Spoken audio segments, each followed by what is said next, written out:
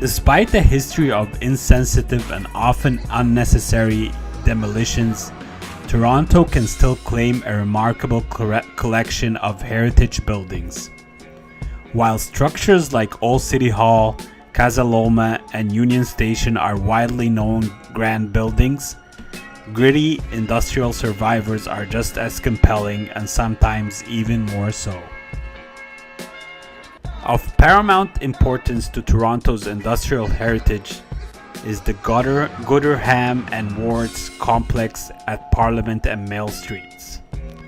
In what was once the industrial heartland of East End Toronto, today it has been rechristened as the Distillery District and is Toronto's newest major tourist attraction. In the 1830s, English miller James Worts chose the confluence of the Don River with Toronto's harbour to erect a wind-powered flour mill, Eastern Toronto's first industry. He was later joined by his brother-in-law, William Gooderham.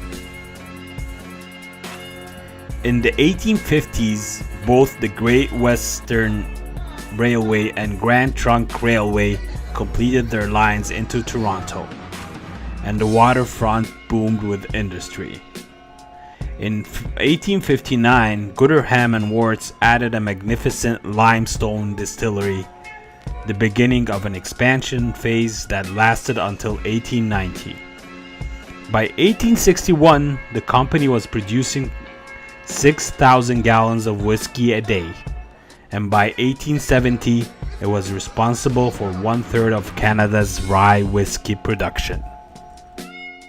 In 1828, the firm merged with Hiram Walker of Windsor, and the Gooderham and Worts facility became a secondary production plant.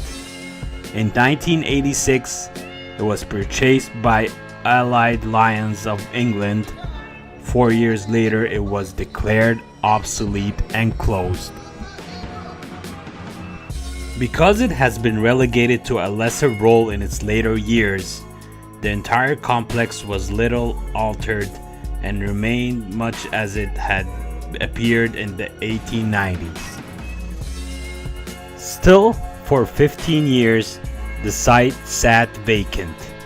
Although popular for movie shoots, its brick streets and authentic facades provided set pieces for period movies such as X-Men, The Hurricane, and the Academy Award-winning Chicago, as well as dozens of sketches in the television show Kids in the Hall.